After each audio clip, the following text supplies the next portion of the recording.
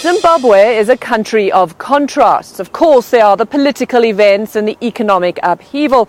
But look a little bit closer. Here in Harare, this is a city, despite everything, that continues to run. Now, sure, it isn't easy, but art, music and drama do have a place here, driven by a population that just refuses to be intimidated.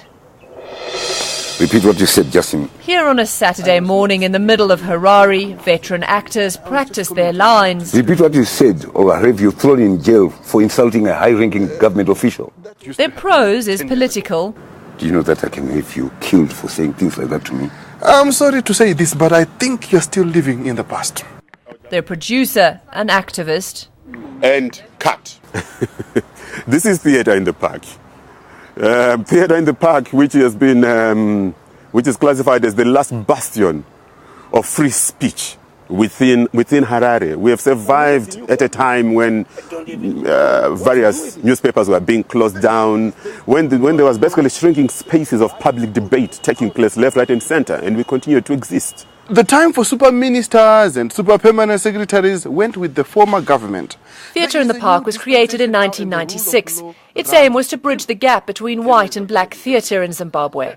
But after 2000, with Zimbabwe's political situation worsening and its economic situation shifting, the theatre shifted its own mission as well. Guja says at its core, Theatre in the Park will always be about reflecting Zimbabwean society, good and bad. Why don't you take it from? Rehearsing for another tour, Guja says his newest play, 10 Years From Now, will challenge the political establishment.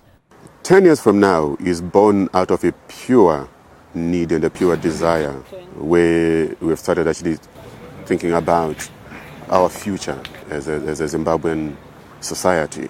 So what we have actually been witnessing within the Zimbabwean political scene is, especially from the older generation, they've been failing completely to process the future. They're continuously going on about, we went to war for you, we did this for you. It's always about, we did this for you. So it's always backwards. And nobody's actually thinking about what does the younger generation, which actually contributes to over 50% of Zimbabwe's population right now, what do they think of? What are their dreams? What are their aspirations? This is a new Zimbabwe, run by a new constitution.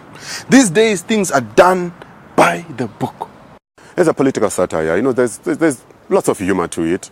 And we really would like all those politicians to come in and enjoy and laugh with us as we go on that particular journey. At them? At them. And with them. With a lot more oomph. A producer and a production, unafraid to look ahead and smile at a future Zimbabwe. Robin Kerno, CNN, Harare, Zimbabwe.